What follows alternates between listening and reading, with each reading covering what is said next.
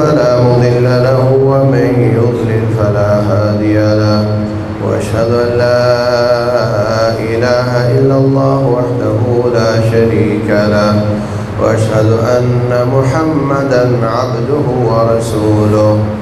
اللهم صل وسلم وبارك وأنعم على عبدك ورسولك محمد وعلى آله وصحبه أجمعين.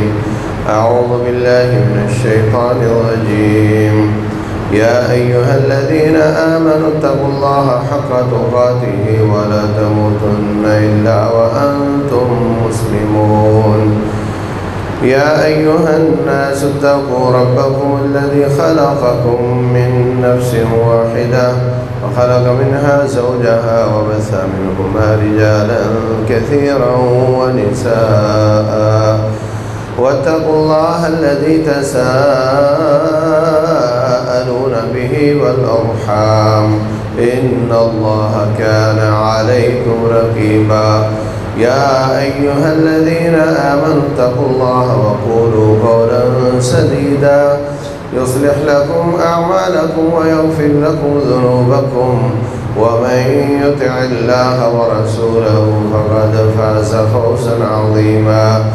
أما بعد فإن خير الحديث كتاب الله وخير الهدى هدى محمد وشر الأمور محدثاتها وكل محدثة بدعة وكل بدعة ضلالة وكل ضلالة في النار. أعوذ بالله السميع العليم من الشيطان الرجيم. محمد رسول الله والذين معه أشداء على الكفار رحماء بينهم تراهم ركعا سجدا يبتغون فضلا من الله ورضوانا سيماهم في وجوههم من أثر السجود ذلك مثلهم في التوراة ومثلهم في الإنجيل كزرع أخرج شطأه فآزره فاستغلظ فاستوى على سوقه يعجب الزراع ليغيظ بهم الكفار. وعد الله الذين آمنوا وعملوا الصالحات منهم مغفرة وأجرا عظيما.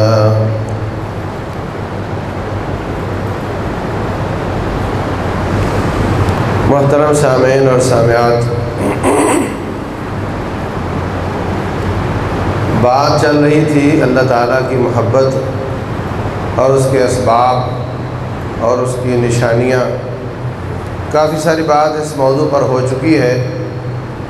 अल्लाह ताला की मोहब्बत कैसे हासिल हो सकती है, उसके फ़वाइद क्या हैं, उनमें उन असबाब में एक सबब ये भी है कि अगर आप अल्लाह से मोहब्बत करना चाहते हैं तो अल्लाह वालों से मोहब्बत करो। ये जुमला मुख्तलिफ लोग अपने मकासद के लिए इस्तेमाल करते हैं। ये कि अल्लाह वालों के बगैर अल्लाह की मोहब्बत नहीं मिलती, लिहाजा इनका वसीला हासिल होना चाहिए। मैं ये बातें नहीं कहता, लेकिन मैं ये कहता हूँ कि अल्लाह वालों की मोहब्बत अल्लाह की मोहब्बत का हिस्सा है। जब आप किसी ज़ात से मोहब्बत करते हो तो लामहला जो चीज़ें उस ज़ात को अच्छी लगती हों आपको अच्छी लगती, जो चीज़ें उस ज़ात को बुरी लगती हों वो आपको बुरी लगती, उसकी चाहत और आपकी चाहत एक हो जाती है। जैसे वो बुग़्ज़ रखता हो आप भी उससे बुग़्ज़ रखते हैं। आप देखते नहीं कितनी बार किसी को शादी की दावत दी जाती है, मेरे बेटे की शादी है उसमें आना, वो कहता है मेरी बहन तेरे साथ नाराज़ है, मेरा भाई तेरे साथ नाराज़ है, इसलिए उसकी वजह से मैं नहीं आऊँगा।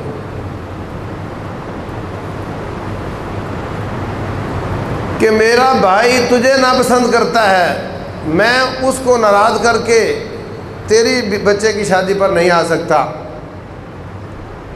محبت کے یہی تقاضے ہوتے ہیں۔ جب ہم اللہ تعالیٰ سے محبت کرتے ہیں تو جو جو کام اللہ کو پسند ہیں وہ کام بھی ہمیں پسند ہونے چاہیے، اور جو جو شخصیات اللہ کو پسند ہیں وہ شخصیات بھی ہمیں پسند ہونی چاہیے۔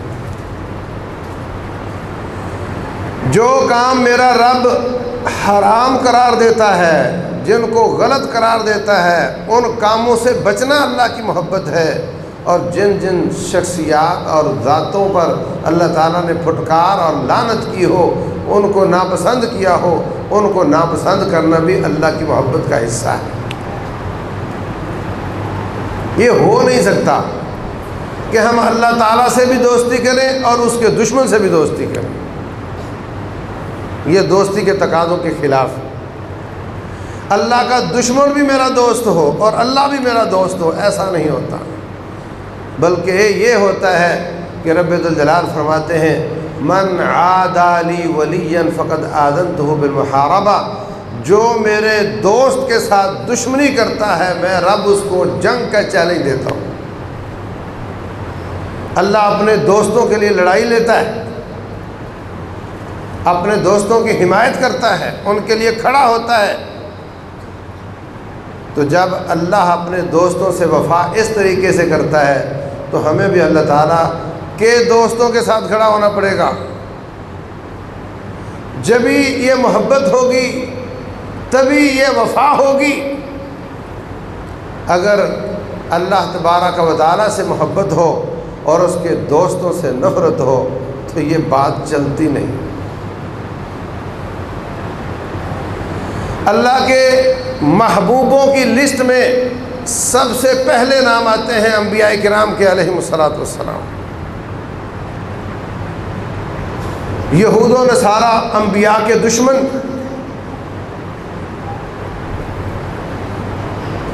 فَلِمَ تَقْتُلُونَ انبیاء اللہ، انبیاء کے قاتل، حتیٰ کہ ہمارے نبی محمد صلی اللہ علیہ وسلم کے بھی قاتل۔ صحیح بخاری کی حدیث ہے، رسول اللہ صلی اللہ علیہ وسلم کی آخری بیماری ہے، فرمایا عائشہ وہ جو خیبر کے موقع پر ایک یہودی عورت نے مجھے گوشت کھلایا تھا اور اس میں زہر تھا، اللہ نے مجھ سے کام لینا تھا تو وہ اس کو روکا ہوا تھا، اب تک روکا ہوا تھا، ابھی تک اس کا اثر نہیں ہو رہا تھا، اب وہ زہر میری رگ کو کاٹ رہا ہے۔ نبی صلی اللہ علیہ وسلم کو بھی انہوں نے شہید کیا۔ یہودی اللہ کے نبیوں کے باغی قاتل،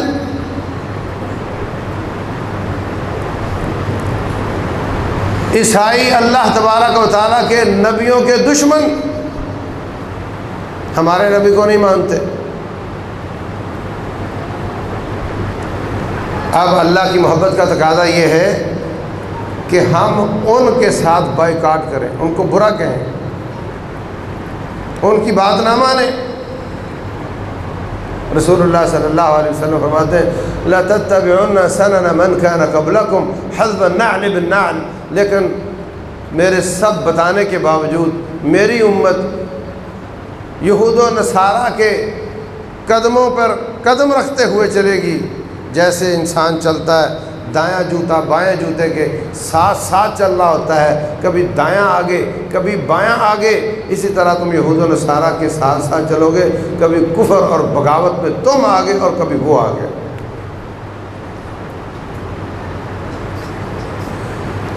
فرمایا کہ حتیٰ کہ اگر وہ کسی گو کی کسی سانڈے کی بل میں گھسیں گے تو تم بھی گھس جاؤ گے، حتیٰ کہ اگر وہ اپنی ماں کے ساتھ منہ کالا کریں گے تو تم میں بھی ایسے ہوں گے جو کریں گے،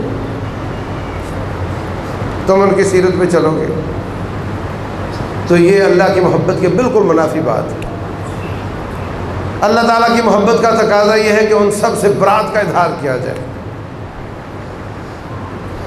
اِنَّا بُرَآءُ مِنْكُمْ وَمِمَّا تَعْبُدُونَ مِن دُونِ اللَّهِ كَفَرْنَا بِكُمْ وَبَدَا بَيْنَنَا وَبَيْنَكُمُ الْعَدَاوَةُ وَالْبَغْضَاءُ أَبَدًا حَتَّى تُؤْمِنُوا بِاللَّهِ وَحْدَهُ۔ ابراہیم علیہ السلام فرماتے ہیں ہمارے تمہارے درمیان دشمنی کا اعلان ہے، ہم تم سے بری ہیں اور قیامت تک کے لیے بری ہیں، یہاں تک کہ تم ایک اللہ پر ایمان لے آؤ۔ ایمان کی بنیاد محبت اللہ واسطے، دشمنی اللہ واسطے۔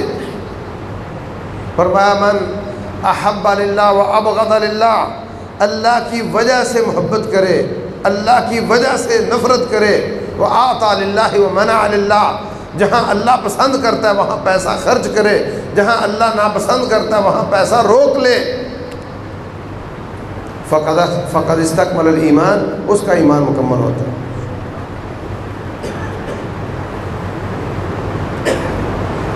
ہر حرکت، ہر کام، ہر قول، ہر فعل، اس سے پہلے انسان سوچے کہ یہ میرا رب اس کام کو کیسے دیکھے گا، اس کے نزدیک یہ قول کیسا ہوگا، اگر اس کو پسند ہے تو میں یہ کام کروں، اگر اس کو پسند ہے تو میں یہ بات کروں، اگر اس کو ناپسند ہے تو میں بات نہ کروں، زبان کو روک لوں، ہاتھ کو روک لوں۔ یہ ہے اللہ تعالیٰ کی محبت کے تقاضے۔ اللہ اکبر۔ تو پہلی لسٹ انبیاء کرام کی ہے۔ انبیاء کرام علیہ السلام اللہ کے محبوب بندے ہیں، اللہ کے ولی ہیں، ان سے بڑا ولی کوئی نہیں۔ رسول اللہ صلی اللہ علیہ وسلم سے بڑا متقی کوئی نہیں۔ فرمایا انا اتقاکم و اخشاکم للہ، لوگو میں تم میں سب سے بڑا متقی ہوں، میں تم میں سب سے زیادہ اللہ سے ڈرنے والا ہوں۔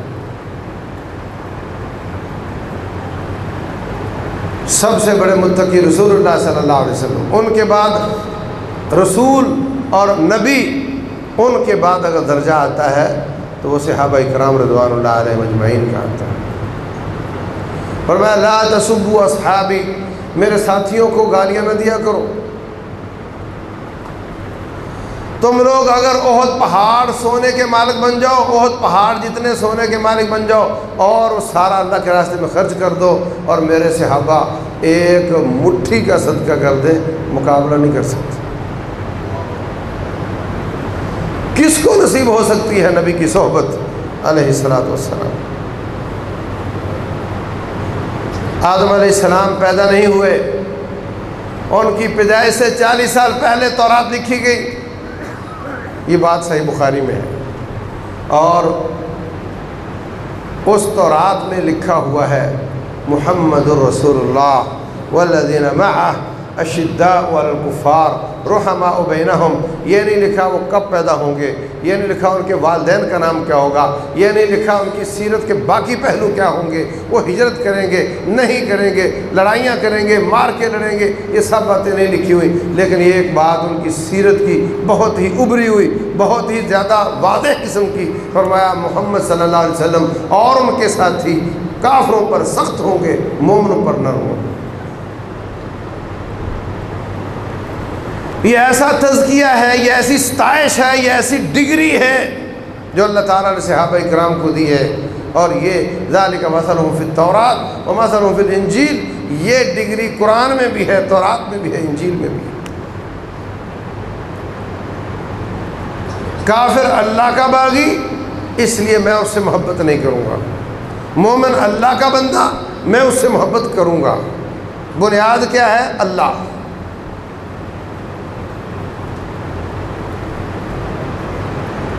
بنیاد اللہ تبارک و تعالیٰ ہے، اور اللہ تعالیٰ ایسے ہی بندے پسند کرتا ہے، انہی کو دنیا میں دیکھنا چاہتا ہے۔ فرمایا من یرتد منکم عن دینہ فسوف یأتی اللہ بقوم یحبہم ویحبونہ، اگر تم مرتد ہو جاؤ اللہ تمہیں ختم کر کے اور قوم لے آئے گا، اور ان کی نشانیاں ہوں گی، وہ اللہ سے محبت کرتے ہوں گے، اللہ ان سے محبت کرتا ہوگا۔ اذلۃ علی المؤمنین اعزۃ علی الکافرین، اللہ کی محبت کا تقاضا یہ ہے کہ وہ اللہ کے مومن بندوں کے لیے نرم ہوں گے اور اللہ کی بغاوت کرنے والوں کے لیے سخت ہوں گے۔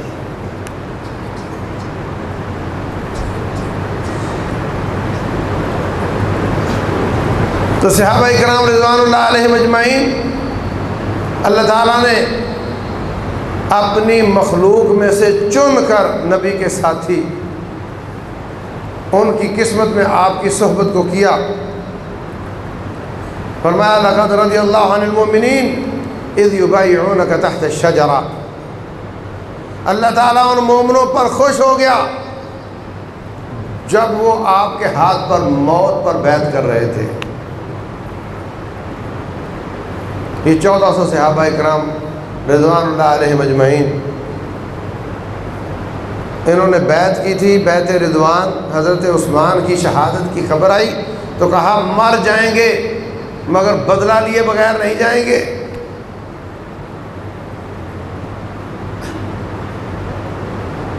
اور فرمایا والسابقون الاولون من المہاجرین والانصار، سبقت لے جانے والے مہاجر اور انصاری، والذین اتبعوہم بإحسان، اور جو نیکی کے ساتھ ان کے پیچھے چلے، بعد میں آنے والے صحابہ کرام یا دوسرے، فرمایا سب پر اللہ تعالیٰ راضی ہو۔ اعد لهم جنات تجری من تحت الانہار خالدین فیہا ابدا، اللہ نے ان کے لیے جنتیں تیار کی ہیں، ہمیشہ اس میں رہیں گے، اور یہ بہت بڑی کامیابی ہے۔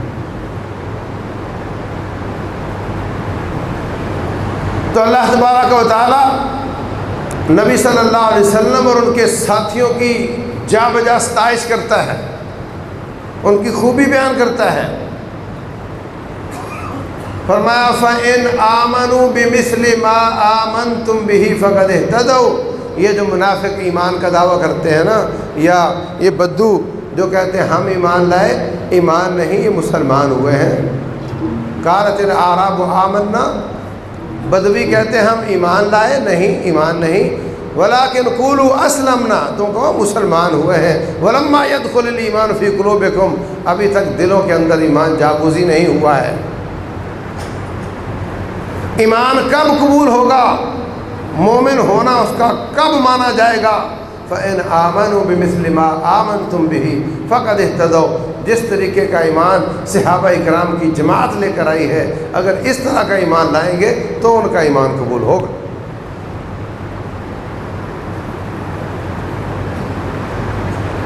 وَإِذَا قِيلَ لَهُمْ آمِنُوا كَمَا آمَنَ النَّاسِ، جب ان سے کہا جاتا ہے جیسے صحابہ ایمان لائے ویسا ایمان لاؤ، قالوا انؤمن كما آمن السفهاء، اچھا تو ہم اس طرح کا ایمان لائیں جس طرح کا کم عقل ایمان لاتے ہیں۔ صحابہ کرام کو کم عقل کا ہے، گالی نہیں دی، بڑی گالی نہیں دی، سب و شتم تبرہ نہیں کیا، خالی کہا کم عقل۔ رب ذوالجلال والاکرام کا غصہ جوش میں آ گیا، الا انہم هم السفہاء، خبردار یہ ہی بے وقوف ہیں جن پر ناراض ہو کر ان کے اوپر آنے والی گالیوں کا جواب مولا دیتا ہو، ان کی شان کیا ہوگی؟ اللہ ان پر جو زیادتی کرتا ہے جواب دیتا ہے، جو شخص ان پر زیادتی کرے اس کا جواب اللہ دیتا ہے۔ الا خبردار، انہم بے شک وہ، ہم السفہاء وہ ہی پاگل ہیں، وہی بے وقوف ہیں۔ تو جب ان سے کہا جاتا ہے ایسا ایمان لاؤ جیسے صحابہ کرام ایمان لائے، ان کا ایمان معیار ہے، جو ان سے نیچے ہوگا وہ سست کہلائے گا، جو ان سے آگے جائے گا وہ خارجی کہلائے گا۔ معیار صحابہ کرام کا ایمان۔ فرمایا میری امت میں ایسے لوگ آئیں گے، اے صحابہ کرام کی جماعت، تستقلون صلواتکم عند صلواتہم وصیامکم عند صیامہم، تم اپنی نمازیں ان کی نمازوں کے سامنے کم تر سمجھو گے، اپنے روزے ان کے روزوں کے سامنے کم تر سمجھو گے۔ یخرجون من الدین یمرقون من الدین کما یمرق السہم من الرمیہ، دین سے ایسے نکل جائیں گے جیسے تیر شکار میں سے گزر کر باہر نکل جاتا ہے۔ فرمایا جو باہر نکلا ہے تیر، اس تیر کو پکڑو، اس کے بھالے کو دیکھو، اس کے پر کو دیکھو، اس کی ڈنڈی کو دیکھو، کہیں خون کا نشان نظر نہیں آتا۔ فرمایا ایسے ہی یہ دین سے نکلیں گے اور کہیں ان میں دین کی رمق نظر نہیں آئے۔ جو لوگ صحابہ کرام سے زیادہ نمازیں پڑھیں، زیادہ روزے رکھیں، ان کی بھی مذمت کی، جو سست ہوں وہ بھی قابل مذمت ہے۔ معیاری اسلام صحابہ کرام کا ہے رضی اللہ عنہ۔ یہ ایک لمبا موضوع ہے۔ فرمایا لعن اللہ من سب اصحابی، میں محمد صلی اللہ علیہ وسلم لعنت کرتا ہوں، اللہ لعنت کرے اس شخص پر جو میرے ساتھیوں پر لعنت کرتا ہے، جو ان کو گالی دیتا ہے۔ اللہ کی پھٹکار ہو اس پر جو میرے ساتھیوں کو گالی دیتا ہے، ان کو برا کہتا ہے۔ صحابہ کرام آپس میں محبت اور پیار کے ساتھ چلتے رہے۔ ابو بکر صدیق رضی اللہ تعالیٰ عنہ خلیفہ بنے، عمر بن خطاب اور عثمان بن عفان رضی اللہ عنہ، چاروں طرف فتوحات ہوئیں، آدھی دنیا پر خلافت ہو گئی، یہود و نصارہ، ایرانی سب ہار گئے، مجوسی ہار گئے۔ یہودیوں نے دیکھا کہ ان کا مقابلہ سامنے کھڑے ہو کر نہیں کیا جا سکتا، ان کا مقابلہ ان کے اندر سے ہو سکتا ہے۔ عبداللہ بن سبا یہودی نے اسلام کا لبادہ اوڑھا اور ایک جماعت بنائی حضرت عثمان کے خلاف، اور دعویٰ یہ کیا کہ حضرت علی زیادہ خلافت کے لائق۔ آپ جانتے ہیں بچوں میں کون سب سے پہلے مسلمان ہوا؟ ہاں، اور بزرگوں میں ابو بکر صدیق۔ آپ بتاؤ بچے اور بزرگ کا کوئی مقابلہ ہوتا ہے؟ حضرت ابو بکر صدیق کے زمانے میں کوئی کلیش، کوئی دو رائے نہیں تھی۔ حضرت علی رضی اللہ تعالیٰ نے ابو بکر صدیق رضی اللہ عنہ کی بیعت نہیں کی۔ 6 مہینے بعد حضرت فاطمہ رضی اللہ عنہا فوت ہو گئیں۔ یہ بات بہت کوٹ کی جاتی ہے، میں اس لیے وضاحت کر رہا ہوں۔ حضرت فاطمہ نے اپنے والد رسول اللہ صلی اللہ علیہ وسلم کی وراثت کا مطالبہ کیا۔ حضرت علی جب کسی کی اولاد میں بیٹا نہ ہو تو وراثت بھائیوں کی طرف، چچوں کی طرف جاتی ہے، بھائی بھی کوئی نہیں تھا تو چچے تائے کی طرف جائے گی، چچا تایا بھی نہ ہو تو پھر ان کے بیٹوں کی طرف جاتی ہے۔ حضرت علی نے اور حضرت عباس بن عبد المطلب نے بھی مطالبہ کیا، صحیح بخاری کی حدیث، کہ وہ باغ فدق، خیبر کا باغ، وہ بھی نبی صلی اللہ علیہ وسلم کا ذاتی ہے، اور یہ بنو قریظہ کی زمینیں بھی ذاتی ہیں۔ جہاں جہاں مارکا نہیں لڑا گیا، دشمن ویسے بھاگ گیا، وہ آپ کی ذاتی ہوتی تھی، اور جہاں مارکا لڑا جائے اس کا 5واں حصہ رسول اللہ صلی اللہ علیہ وسلم کا ذاتی ہوتا تھا، لیکن آپ وہ بھی لوگوں میں بانٹ دیتے تھے۔ یہ زمینیں ہمیں دی جائیں۔ ابو بکر صدیق رضی اللہ عنہ کہنے لگے دیکھو یہ آپ کی بات نہیں بلکہ سابقہ انبیاء کی بات بھی یہی ہے۔ آپ کا فرمان ہے نحن معشر الانبیاء لا نورث ما ترکنا صدقہ، ہم جتنے بھی نبی گزرے ہیں ہماری وراثت بچوں میں بٹتی نہیں ہے، جو ہم چھوڑ کر جائیں وہ اللہ کا مال ہوتا ہے۔ اس لیے یہ تو ہو سکتا ہے کہ اس کی نگرانی ہم آپ کے سپرد کر دیں، لیکن آپ کی ملکیت میں نہیں دے سکتے۔ دونوں مان گئے۔ ابو بکر صدیق رضی اللہ عنہ کا زمانہ گزرا، حضرت عمر کا زمانہ آیا، یہ پھر دونوں آ گئے۔ ہمارا مسئلہ ہے جی، کیا مسئلہ ہے؟ کہنے لگے آپ ابو بکر صاحب کے زمانے میں آئے تھے، انہوں نے آپ کو نگرانی دے دی تھی، اب میں اتنا ہی کر سکتا ہوں، نگرانی واپس لے لیتا ہوں، اس سے زیادہ کچھ نہیں کر سکتا کہ آپ کو بانٹ کر دے دوں، یہ تو میں نہیں کر سکتا۔ تو نبی صلی اللہ علیہ وسلم کی حدیث پر فیصلہ کیا، خود حضرت علی کا زمانہ آیا رضی اللہ عنہ، کیا تاریخ بتاتی ہے کہ انہوں نے آپ کی وراثت باندھ کر آل رسول میں بانٹ دی ہو؟ بات سچی ہے، نہیں بڑھ سکتی۔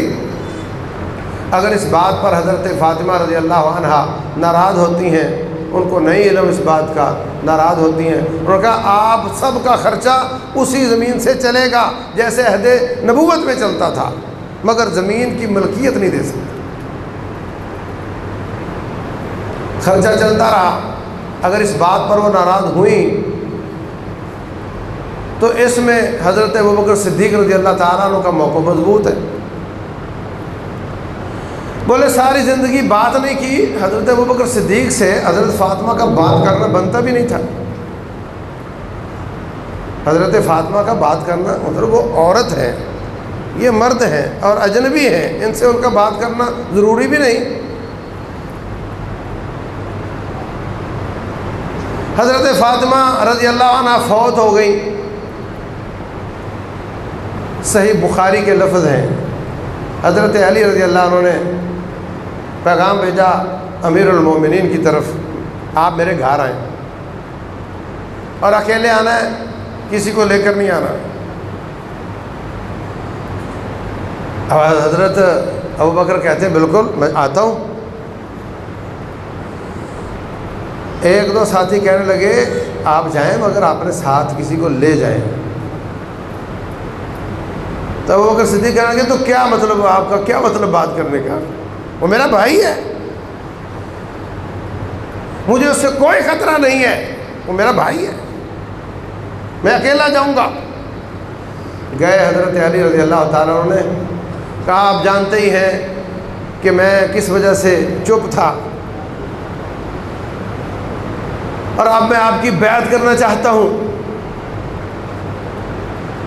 تو کہا ہاتھ نکالا، کہا کر لو۔ کہنے لگے ایسے تھوڑے کروں گا، سب کے سامنے کروں گا۔ مسجد نبوی میں تشریف لائے، ابوبکر صدیق کھڑے ہوئے، انہوں نے حضرت علی کے فضائل بیان کیے۔ حضرت علی کھڑے ہوئے، انہوں نے ابوبکر صدیق کے فضائل بیان کیے رضی اللہ عنہم، اور بعد میں کہا میں آپ سب کے سامنے ان کی بیعت کرتا ہوں۔ یہ وہ باتیں ہیں جن کو ادھورا بیان کر کے اپنے مقاصد حاصل کیا جاتا ہے۔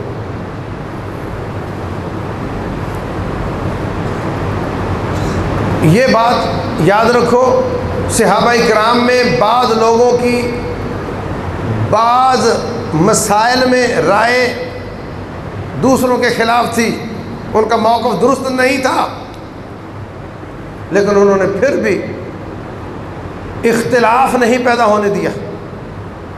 مثلا عبداللہ بن مسعود رضی اللہ تعالیٰ عنہ علماء صحابہ میں سے ہیں، ان کا موقف تھا فلق اور ناس قرآن کا حصہ نہیں ہے، یہ آسمان سے ضرور آئی ہے، نازل ضرور ہوئی ہے، مگر یہ جادو کا علاج بن کر نازل ہوئی ہے، یہ قرآن بن کر نازل نہیں ہوئی۔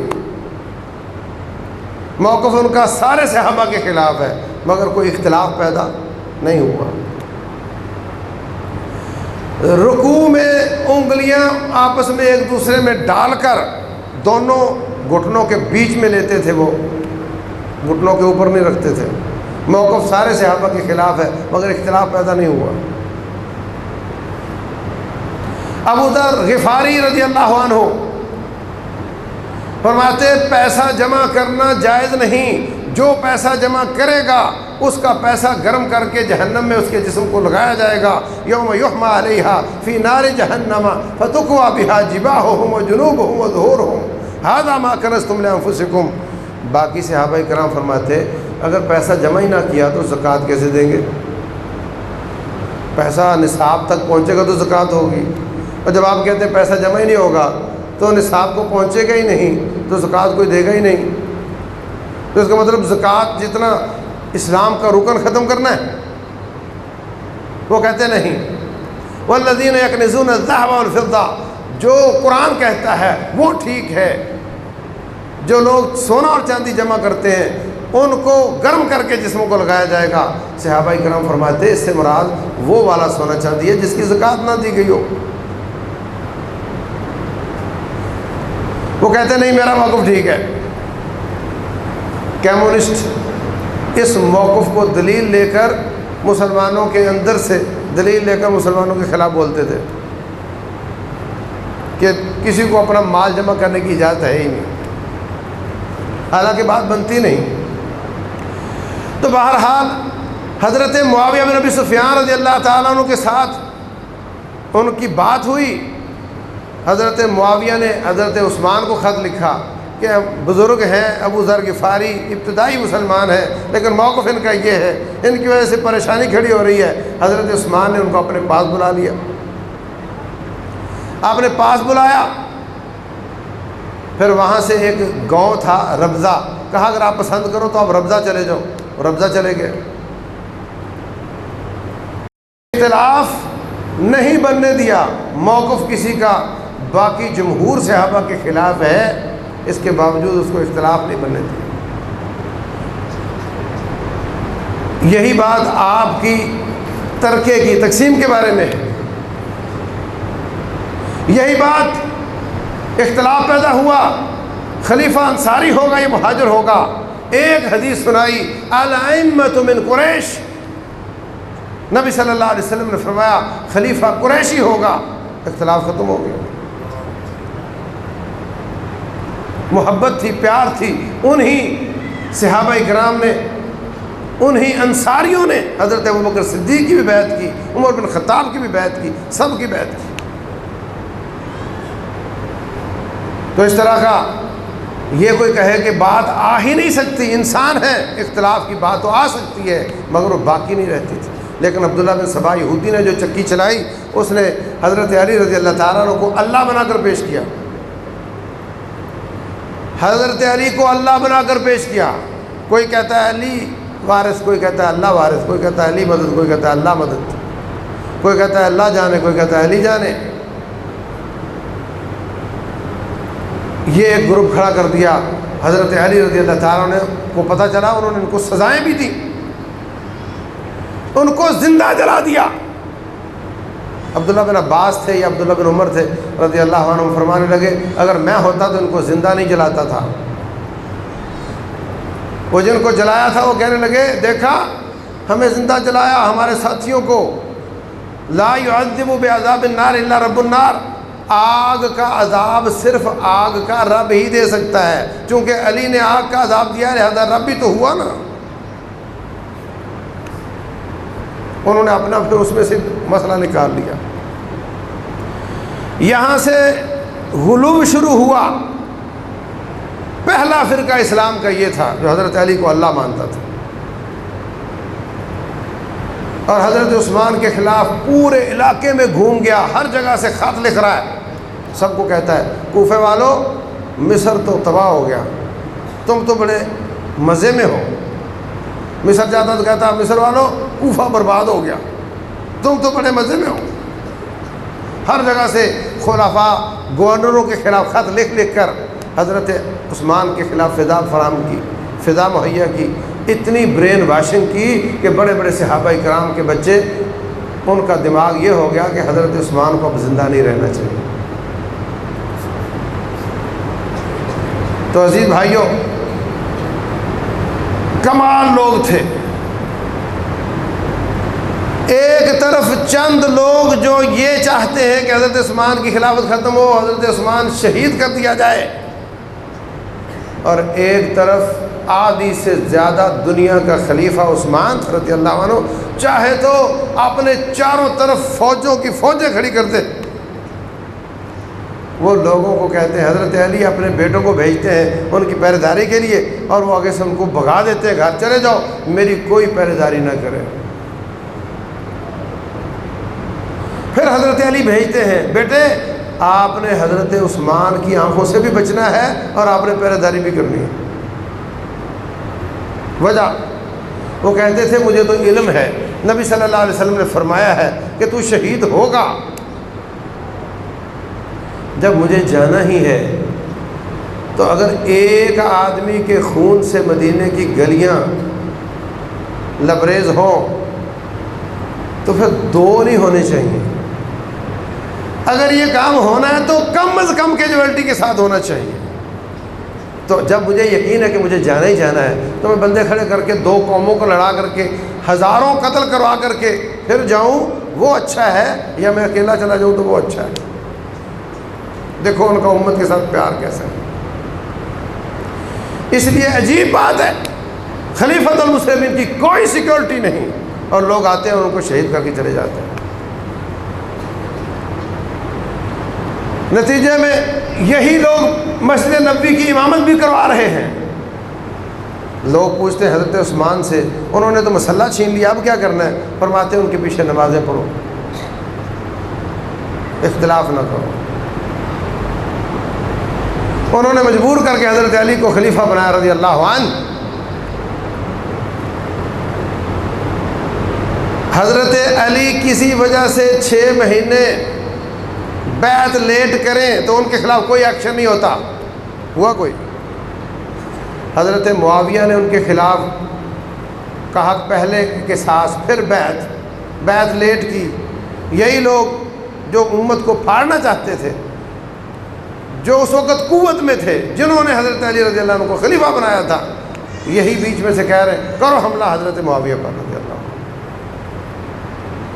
تو صحابہ کرام کی محبت ہمیشہ رہی، کبھی ختم نہیں ہوئی۔ جو نقصان ہوا یہ بیچ میں داخل ہونے والوں نے کیا۔ حضرت طلحہ اور زبیر رضی اللہ تعالیٰ عنہ انہوں نے بیعت کر لی حضرت علی رضی اللہ عنہ کی، معاویہ اور ان کے ساتھیوں نے بیعت نہیں کی۔ حضرت علی فرماتے ہیں پہلے بیعت کرو، مجھے مضبوط کرو، پھر اپن کے ساتھ لے لیں گے۔ تو وہ کہتے ہیں طلحہ زبیر اور ان کے ساتھیوں نے بیعت کی ہے نا، آپ کو مضبوط کیا ہے، کتنا کے ساتھ لے لیا آپ نے؟ ہم پریشر گروپ بن کر رہیں گے، ہم امیر المومنین کا قصاص لینا چاہتے ہیں۔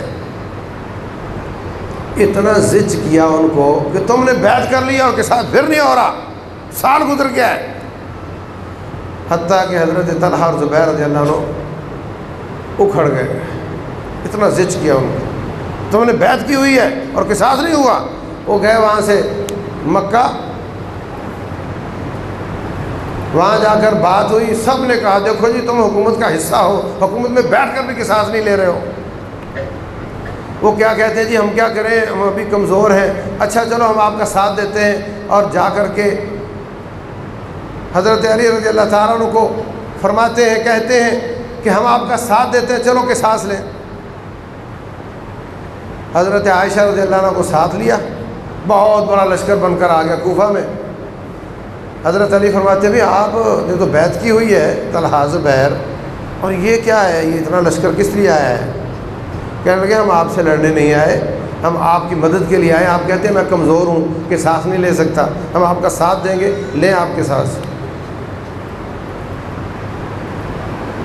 پھر وہی گروہ بیچ میں کہ یہ تو پھر ہماری باری آ گئی، پھر بھی ہمیں قصاص میں قتل کیا جائے گا۔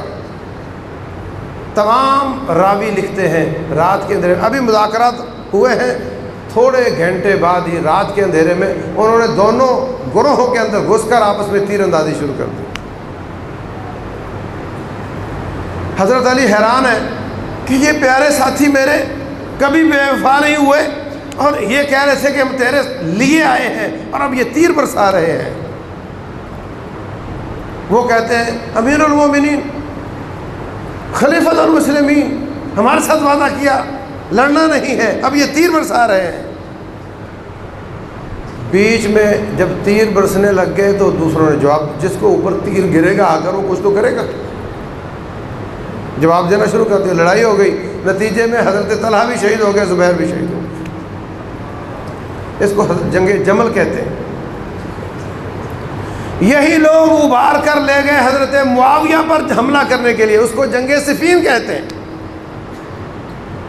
اور جب دونوں مار کے ہونے کے بعد صحابہ کرام نے دیکھا کہ کوئی شکل نہیں، مسلمان آپس میں لڑ پڑے۔ حضرت معاویہ رضی اللہ عنہ کے ساتھیوں نے قرآن اٹھا لیے، ہم قرآن کا فیصلہ چاہتے ہیں۔ اچھا، حضرت علی کہتے ٹھیک ہے، کیا ہونا چاہیے؟ ایک بندہ آپ دے دیں، ایک ہم دے دیتے ہیں، وہ فیصلہ کریں گے کہ قصاص پہلے یا بیعت پہلے۔ انہوں نے عمرو بن عاص رضی اللہ عنہ دے دیے شام والوں نے، اور حضرت علی نے ابو موسیٰ اشعری دے دیے رضی اللہ عنہ۔ یہ دونوں بیٹھتے فیصلہ کرتے۔ اس سے پہلے حضرت علی کے ساتھ وہ غلط لوگ جو ان کو پریشان کر رہے تھے، انہوں نے کہا جی علی بھی کافر، علی کے ساتھ جتنے لوگ ہیں سارے کافر، نعوذ باللہ۔ کیوں؟ کیونکہ ان کو پتہ چلا کہ اب پھر یہ اکٹھے ہو گئے ہیں، قصاص لیں گے تو ہمارا ہی قصاص ہوگا۔ کیوں کافر بھائی؟ کہتے ہیں اللہ فرماتے ہیں ان الحکم الا للہ، حکم اللہ کا چلے گا، اور تم کہتے ہو یہ دو بندوں کا چلے گا، تم نے ان کو شریک بنا لیا ہے، لہذا نعوذ باللہ سارے ہی کافر۔ پہلا فرقہ حضرت علی کو اللہ بنانے والا، دوسرا فرقہ حضرت علی کو کافر کہنے والا رضی اللہ عنہ، جبکہ وہ جنتی ہیں، ان کی جنتی ہونے میں کوئی شک نہیں ہے۔ یہ وہ لوگ تھے جنہوں نے ساری خباستیں کی، جس میں صحابہ کرام بھی کام آئے۔ جب سازشیں چلتی ہیں تو بڑے بڑے لوگ پریشان ہو جاتے ہیں، ورنہ صحابہ کرام کا آپس کا پیار، اس میں کوئی شک کی بات نہیں۔ حتیٰ کہ حضرت معاویہ رضی اللہ عنہ کے لشکر کے ساتھ جو لوگ تھے شہید ہوئے، حضرت علی ان کے جنازے پڑھ رہے تھے، حضرت علی ان کے جنازے پڑھ رہے تھے، ان کے وارثوں کی کفالتیں کر رہے تھے، اور صاف اعلان کیا جو مقابلے سے ہٹ جائے اس کا پیچھا نہیں کرنا، زخمی ہو اس کو قتل نہیں کرنا، اس کی بیوی لونڈی نہیں بنے گی، اس کا مال غنیمت نہیں بنے گا، صاف اعلان کیا۔ کیونکہ صرف مقابلے میں آنے والے ان کا مقابلہ کرنا ہے، یہ ہے مسلمان، ان کو پریشان نہیں کرنا۔ یہی ملاحظہ تھا ان خارجیوں کا کہ اگر یہ مسلمان ہیں تو لڑتے کیوں ہو، اور اگر کافر ہیں تو ان کے مال کو غنیمت اور عورتوں کو لونڈی کیوں نہیں بناتے۔ تو میرے عزیز بھائیوں، امام شافعی رحمہ اللہ کئی 100 سال بعد پیدا ہوئے۔ ان سے کسی نے پوچھا ان میں کون سچا تھا؟ کہنے لگے اللہ تعالیٰ نے، اللہ تعالیٰ شکر ہے تو انہیں ہمیں لیٹ پیدا کیا ہے، ورنہ ہم بھی کسی نہ کسی کے ساتھ تو ہوتے نا۔ کہتے ہیں اللہ نے ہمیں لیٹ پیدا کر کے ہماری تلواروں کو ان کے خون سے بچا لیا،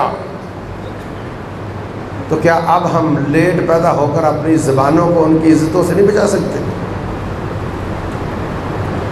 ہمارا کوئی حق نہیں کہ ان پہ تبصرے کریں، ہمارا حق یہی ہے والذین جاءوا من بعدہم یقولون ربنا اغفر لنا ولاخواننا الذین سبقونا بالایمان، جو بعد میں آنے والے ہیں وہ یہ کہتے ہیں کہ یا اللہ جو گزر گئے ان سب کو معاف فرما دے، اور ہمارا ایمان ہے وہ سارے جنتی ہیں انشاءاللہ۔ نبی صلی اللہ علیہ وسلم کے آل، آپ کے رشتہ دار، ہمیں سب سے زیادہ محبت ان سے ہے، کیونکہ وہ مومن بھی ہیں اور آپ کے آل بھی ہیں، اور اس کے بعد جو مومن ہیں مگر آپ کے رشتہ دار نہیں، ان کے ساتھ شدید ہماری محبت ہے۔ ان کا رنگ کالا ہو، ان کی ناک موٹی ہو، لیکن نبی صلی اللہ علیہ وسلم ان سے پیار کرتے ہیں، ہمیں ان سے پیار۔ اور جو مومن ہوتا ہے، یہودی ہوگا حضرت عیسیٰ کو برا کہے گا، نبی صلی اللہ علیہ وسلم کو برا کہے گا، مومن ہوگا تو ان کو بھی اچھا کہے گا، ان پر ایمان لائے بغیر ہمارا ایمان مکمل نہیں ہوتا، اور اپنے نبی کو بھی اچھا کہے گا۔ جو غلط ہوگا وہ کچھ کو برا، کچھ کو اچھا کہے گا، جو صحیح ہوگا وہ ان سب کو اچھا کہے گا۔ وہ سب اچھے تھے، ہمیں ان کی سیرت پر عمل کرنا ہے۔ نبی صلی اللہ علیہ وسلم کی سیرت میں یہ آپ کو کہیں نہیں ملے گا کہ مسلمانوں کی آپس کی لڑائی میں کیسے کرنا ہے، کیا قاعدے ضابطے اور ادب آداب ہوں گے، آپ کی سیرت میں کہیں نہیں ملے گا۔ آپ کے زمانے میں نہ صحابہ لڑے اور نہ یہ سیرت پیدا ہوئی۔ اللہ تعالیٰ نے ہمارے لیے مسلمانوں کی آپس کی سیرت پیدا کی ہے، ان کے بعد اگرچہ وہ باغیوں کے ذریعے ہوئی ہے، لیکن ہمارے لیے ان کی زندگی نمونہ ہے۔ فرمایا رسول اللہ صلی اللہ علیہ وسلم نے، میری امت کے 72-73 فرقے ہوں گے، سب جہنم میں جائیں گے، ایک جنت میں جائے گا، اور وہ ہے جس پر آج میں اور میرے صحابہ کرام علیکم بسنتی و سنت الخلفاء الراشدین مہدیین من بعدی، میری سیرت پر عمل کرو، میرے بعد میرے خلفاء راشدین کی سیرت پر عمل کرو۔ عضوا علیہ بالنواجذ، جس طرح کوئی ہاتھ سے چیز چھوٹ رہی ہو تو بندے لوگ اس کو دانتوں سے پکڑ لیتے ہیں، فرمایا ایسے صحابہ کرام کی خصوصاً خلفاء راشدین کی سیرت کو دانتوں کے ساتھ پکڑو۔ اگر کسی نے امام اور پیشوا کی سیرت دیکھنی ہو تو رسول اللہ صلی اللہ علیہ وسلم کی سیرت ہے، اور اگر کسی نے مقتدی اور مرید کی سیرت دیکھنی ہو، طاعت کیسے کی جاتی ہے، کیسے کروائی جاتی ہے، میرا نبی بتائے گا، اور کیسے کی جاتی ہے یہ صحابہ کرام بتائیں گے۔ کتاب و سنت کو سمجھنے کے لیے از حد ضروری ہے کہ صحابہ کرام کی سیرت کو پڑھا جائے، جیسے انہوں نے قرآن و سنت کو سمجھا وہی طریقہ صحیح سمجھنے کا ہے۔ اور اگر ہم ان کو کافر قرار دے دیں تو اسلام کہاں سے ثابت کرو گے؟ مجھے فلاں نے روایت کیا، مجھے فلاں نے روایت کیا، آیت ہو یا حدیث ہو، سب کی سندیں ہیں، آخر میں تابعی اور تابعی کے بعد صحابی، صحابی کے بعد نبی صلی اللہ علیہ وسلم۔ اگر بیچ میں صحابہ کافر ہو گئے تو اسلام کہاں سے ثابت ہوگا؟ سارا اسلام ضعیف ہو جائے گا، اور یہی سازش ہے اسلام کو منہدم کرنے کی۔ اس لیے ہمیں ایسا نہیں کرنا، ہمیں اللہ سے محبت کرنی ہے اور اللہ والوں سے محبت کرنی ہے۔ اللہ تعالی عمل کی توفیق عطا فرمائے۔ وما علینا الا البلاغ۔